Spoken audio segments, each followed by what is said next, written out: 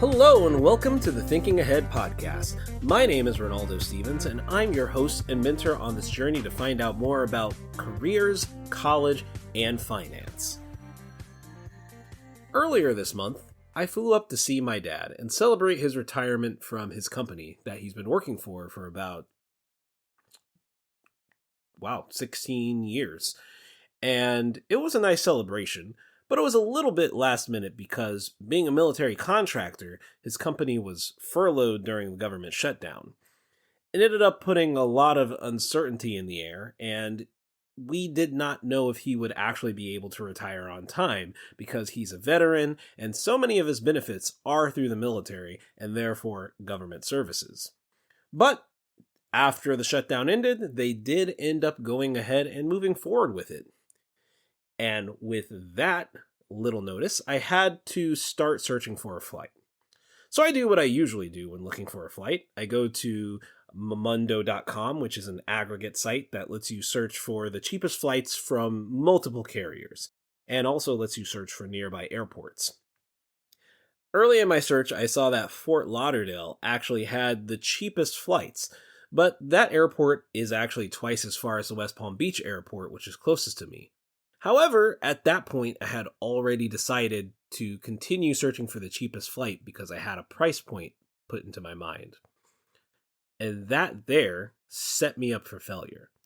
Not because I couldn't find a flight, I did, but because I wasted hours trying to find the cheapest flight with the best route.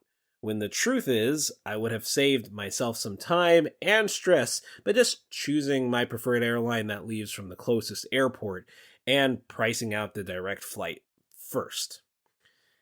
I had preconceived notions or preconceived thoughts that were already in my head about the closest airport, Palm Beach Airport, which is usually overpriced and more expensive than other airports. So I eliminated some of my options before even getting started with my search. To make a long story short, I ended up buying tickets not based on cost, but based on timing, because I had a commitment to work and I wanted to make it back in time. And I also had a commitment to my dad because he really wanted me to show up for his retirement gathering. So in the end, I ended up paying some more, but the time and trouble it saved me, the time it saved my dad from having to go to another airport, and the time it saved my coworkers since I didn't have to take an extra day off of work, ended up being worth more than what I saved or would have saved monetarily. And as I thought about that situation, it kind of made me think about money and an observation that I had.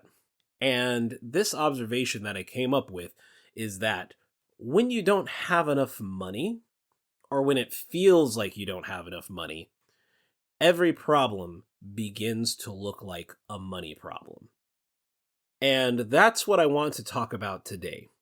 The money mindset, also known to some as the poverty mindset. Now, there are countless books that have been written about on how to think about money and where your money thoughts come from. A couple that come to mind are Mind Over Money by the father and son duo Brad and Ted Klontz, my personal go-to, which is I Will Teach You to Be Rich by Ramit Sethi. And then there's The Total Money Makeover by Dave Ramsey, who is very popular and has a popular radio show that goes over personal finances. These books go into depth on why you have the mindset you do about money and how to break the habits and strongholds over your mind and your life. In my case, I wasn't sure of myself with which flight to choose because I was obsessed over the cost. I thought the flying and the buying of the ticket was a money problem. I think it probably stems from my days as a college student when I had more time than money and even less responsibilities, so finding the cheapest flight to get back home or to go see family and waiting around the airport or having to take public transportation that took a long time was all I could do. And even when I was living in Japan, I would try to travel by finding the cheapest flight, which at that point would often save me several $100s. But since that time in my life, I've grown and I've made other commitments. Commitment to work, commitment to my family, duty to family, really. And I now realize that some decisions should be based on cost or can be based on cost, but I really have to start considering other factors in my decisions besides money. But all that still stems from the observation that when you don't have enough money, every problem does begin to look like a money problem. And the grand truth that will help you overcome your poverty or money focused mindset is that all problems are not money problems. I'll say that again. All problems are not money problems. And I think the sooner you find out this truth and ingrain it into your life, the better off you will be. It's very hard at the beginning of your life or beginning of your adult life to make that shift. Some would even call it a leap of faith because in our society, money makes things happen. If you don't have enough money, it limits your buying choices. And some would say that that limits your life. And we are subconsciously taught that not making the choice that gives you maximum profit is making the wrong choice. Heck, a lot of you are listening to this podcast because you want to save money and choose the right career that will give you enough money. Even for me, the reason I started this podcast was because I felt I wasted a lot of money in my schooling, going to college and paying those tuition and fees that I ended up not really needing to pay if I had just made better decisions. So because of all these things, we try to save money or make money so that we supposedly have more choices in the future. But what if in the pennies we save, we are actually limiting our options in other ways that aren't just about money? In the case of the plane ticket, if I had moved forward with the cheaper option, I would have held my family up by making them drive to a further airport. I would have inconvenienced my coworkers by coming in a day later. And if you're not working, you're not making money. So again, that would have become a loss to me as well. The poverty mindset thinks about money a lot, whether that's not having enough of it or what one can do to save it. And this mindset is not just about not having enough money. This mindset is if you prioritize money over any other thing or any other priority, you could be living with a poverty mindset. So this includes the millionaires that would rather complain about the insignificant infringement on their experiments that they are paying the same amount for as other people. It includes companies that cut costs below while claiming they've increased revenue. And of course, it includes people that buy the same cheapest product every year instead of spending a little bit more to get one that lasts a lifetime. All of these suffer from a poverty, our money-first mindset. The question is, what should you prioritize instead of money? Or, a way I would phrase it, what kind of problems should you look at instead of money problems? I'm going to list off a few of my priorities, and you can feel free to write them down or even disagree. I'm going to use the word problem a lot, but really I'm talking about choices and the choices you make. First, one of the things that you should prioritize is time. Some of your problems may seem like money problems, but are in fact time problems. A lot of people feel that if they had more money, they could buy back their time. But is that really the case? Or are you prioritizing something else instead of time? In my case, I had the time problem of trying to get back for work. There were no red-eye or late-night flights from my search, but I was able to catch an evening flight that gave me and my family a little bit of rest after the event with my dad's retirement before heading to the airport. Again, that wasn't the cheapest option, but it was the best option considering my time. If you have something on your calendar that you can't shake, that's a time problem. If you need to spend a certain amount of time doing something, that's a time problem. For the most part, work is a time and money type of problem. You go to work to earn money, but sometimes something will come up that will cost you time, and yet it will not make you money. Sometimes the time will be worth more than the money. In my case, getting a few extra hours with my dad without having to drive in the snow flurried late nights of Ohio, and then still getting back to work in time, that was a time problem that was worth more than the money problem. Another problem that you may have to consider is commitment. What have you dedicated yourself to? Is it possible that the commitment will pull you away from something or pull you towards something? Let me use this as an example. Let's say you have a friend that has a birthday party coming up on the weekend, and you've already said that you're going to go. I'll be there.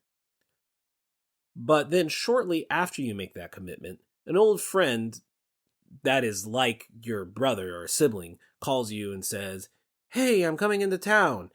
Can we hang out this weekend? Just the two of us?" Now you're in a tough spot. Are you more committed to the birthday party that you originally said you were going to? Or are you more committed to the friend that's like a sibling?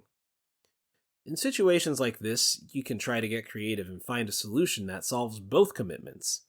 Maybe you can merge the two, inviting that old-time friend to come to the birthday party and checking with the birthday friend if that's okay. This is miles better than the Flintstone episode where they created clones to handle the housework while they went out with the buffaloes, or the old sitcom go-to where you try to book 2 dates at the same restaurant, but in different rooms. There'll be many times where you have to make a choice, and it will be a choice based on commitment. So, who are you committed to? What are you committed to? If you know this ahead of time, your decision tree will be so much easier to follow and flow with. Moving on, what other problems or choices will you have? We've mentioned time, commitment, and that kind of brings me to the next one, the next level of commitment, really, and that is duty. D-U-T-Y, by the way. If you have a family, if you have a job, then you will have a duty. And when I say duty, some other people might say responsibility. The things that fall under your responsibility are usually those that if you don't take care of it, nobody else will. If you're a parent or a caretaker, if you have a family member that depends on you, or if you're in a specific position at your place of work and you are the only one that is responsible for something, that makes it your duty. Let's go back to our previous example and say that you did end up making that plan change and you were able to get your old-time friend to come to that birthday party. But then, an hour before you're supposed to leave, your child, who's old enough to stay at home by themselves, gets sick. Like, really sick. Like, they ate gas station sushi and started throwing up or expelling from both ends sick. And you know that you can't just leave them at home, or, you shouldn't. Most parents, at least the reasonable ones, would call or text their friends saying, "Hey, I can't make it, the party's off for me, I have to take care of my child."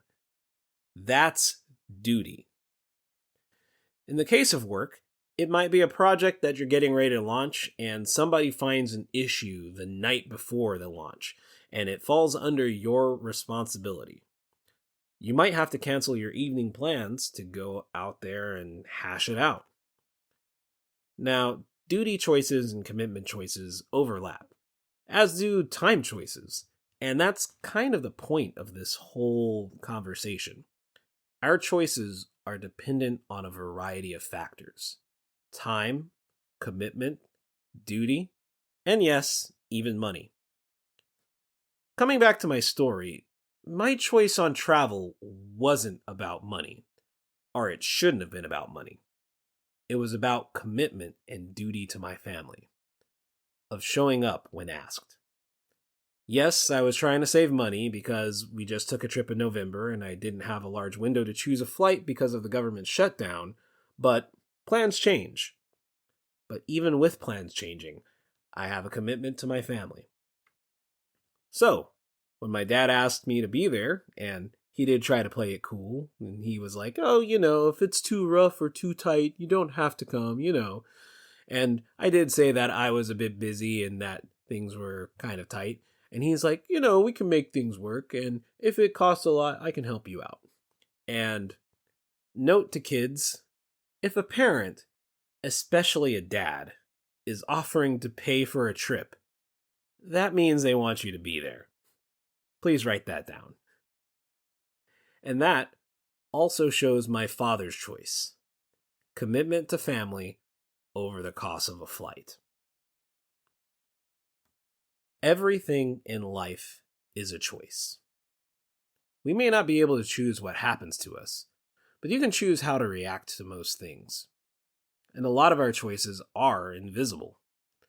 As in, we don't pay attention or even know that we're making the choice to do or not do something.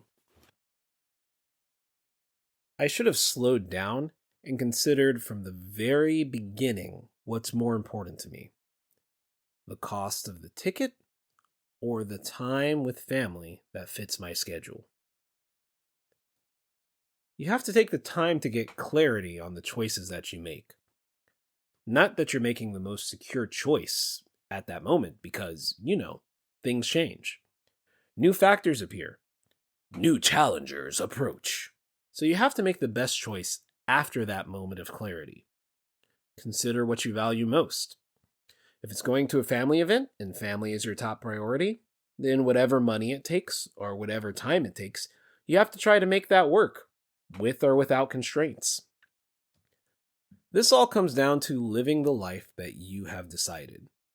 And that's really what this podcast is about. When I went to college, I only knew a little of what I was doing. I ended up paying too much and leaning too much on the college to give me all the information. They didn't, by the way. And, unfortunately, that was a choice. A subconscious choice. But it was a choice I made. And now I'm having to live with the consequences of that choice. But that also led me to deciding to do this podcast. I'm trying to empower others to get knowledge beforehand, to think about what it is they want to do, and to know a little bit more about themselves and their priorities. To know what lenses to look through to make choices. And, of course, to plan and think ahead. That's all I have to share about my observations on choices and money today. As we head into the holidays, make sure that you guys are being safe out there, on the road and in the malls. We're going to have one more episode this month before we close things out for the year. But, in the meantime, Happy Hanukkah, Merry Christmas, and Joyful Kwanzaa. Take care of yourself, and, of course, keep thinking ahead.